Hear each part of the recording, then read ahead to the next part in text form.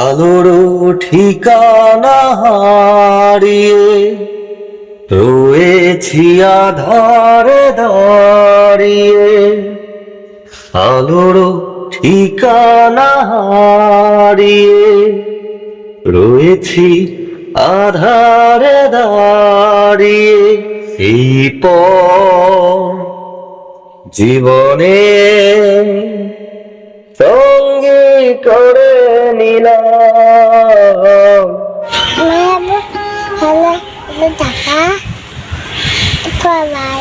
ঢাকা পলা গেছে।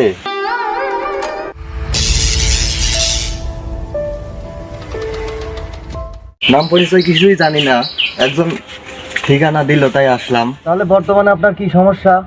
এই যে পা ভাঙি সমস্যা। পা ভেঙে গেছে? হ্যাঁ, পা ভাঙিয়ে হাড় ঢুকে যায়, আবার যাই করছে, আমরা খালি তো যাইতেছিল। কতদিন আগে এই সমস্যাটা হয়েছে? 7 বছর আগে। 7 বছর আগে? মানে 7 বছর ধরে তো আপনি ঘরে করে? হ্যাঁ, ঘরে করে। রাস্তায় বের হন না? রাস্তা কেন করে যাবো? ওই লাঠি বেড়া দিচ্ছে, লাঠিলে হাঁটতে লাগে ভয় করে চলে যায়। সেই কষ্ট। জয়দাল ডাক্তার চিকিৎসা হয়েছি, রাজু ডাক্তার চিকিৎসা হয়েছি।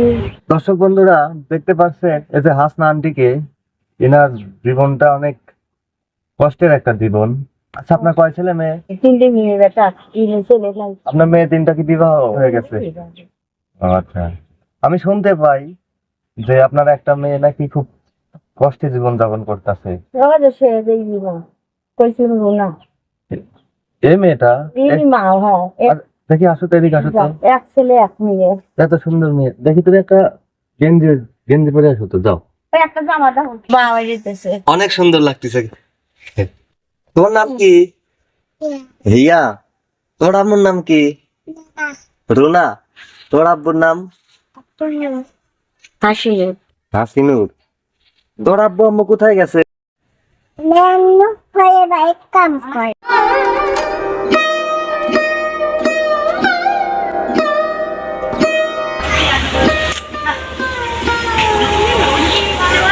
দর্শক বন্ধুরা, এটুকু একটা মেয়ে আমাকে বলছে আমার আম্মু অন্যের বাড়িতে কাজ করে।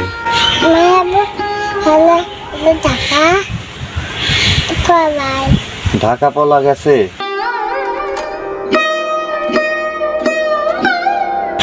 মানে কি সমস্যা বলেন তো একটু।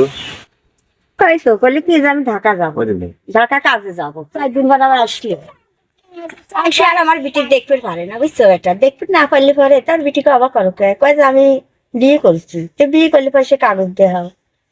করতে করতে আমার বিটি খালাবস্তা করে মার গেল পরে। তাছাড়া সকলে কমিশন পাইলে সকলে ধরিয়ে আমি বিয়ে করেছি, ও আকসাপ করিলি। তো আমার বিটিকে আকসাপ করে, তাহলে আমার টাকা পয়সা জ্বালিয়েছি দে, আমি তার দেবো না। পারলি তুই হলে আমার ছাড়ে, তাহলে আমি কিসের জন্য ছাড়বো? তুই তো আমাকে বিয়ে করছো আগে। দ্বিতীয়ত তাক বিয়ে, আগে তো তাক বিয়ে করিসনি। তার কি জন, তার 5-7 জায়গায় বিয়ে হয়ে গেছে, কেন তাক বিয়ে করলি? আমার কথা না শুনলো, আর দিনটি কাটুর হয়েছিলেন। মানে এক কথায় আপনার মেয়ের জামাই আপনার মেয়েকে এবং এই ছোট্ট মাসুম বাচ্চাকে রেখে আর একটা মেয়েকে বিয়ে করেছে।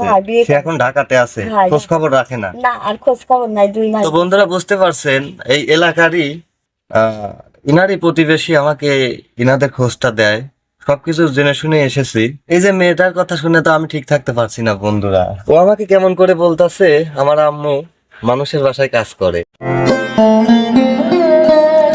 মেয়ে ছাড়া অজ্ঞান ছিল। মেয়ের নাম হিয়ামনি। কইতো কি আমার আম্মু কইরে, হিয়ামনি কইরে, তাই কইতো। মেয়েকে একদিন যদি না পাইতো, তাই ওই বাপ চিকুল লাগাতো। এই মেয়েকে রেখে চলে গেছে? হ্যাঁ, এত ভালোবাসতো, জান দি ভালোবাসতো, এত খারাপ তাই তো। কি কও? মাইটেলে ডুব দেওয়া দিছে? ও আচ্ছা। তোমার আব্বুর কথা মনে পড়ে? মনে পড়ে? তোমার আব্বু তোমাকে দেখতে আসে?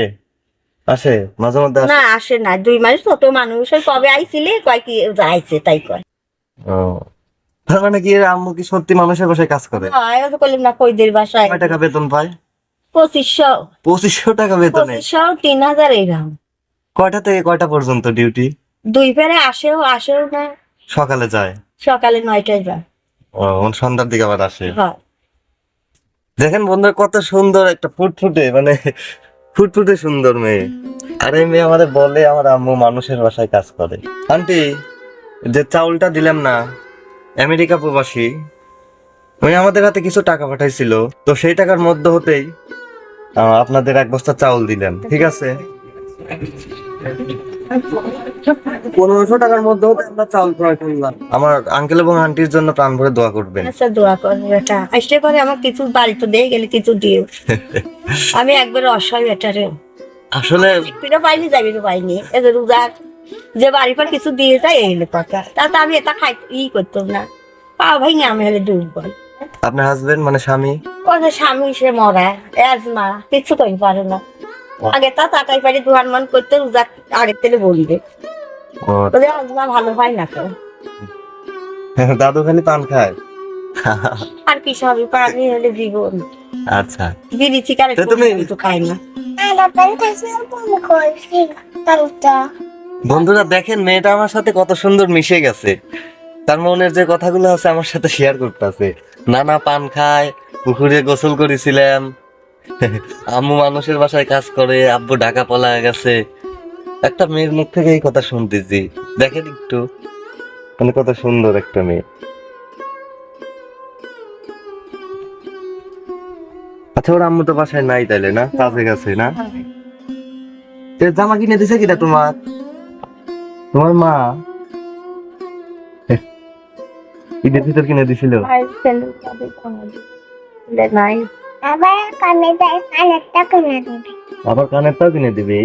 এদের কয় কানেরটা দিবে কিনে। বন্ধুরা, একটা গান না শোনায় পারছি না, মানে গল্পের সাথে মিল পড়ে গেল। আপনাদের ভালো লাগার ক্ষেত্রে গানটা গাওয়ার চেষ্টা করতেছি।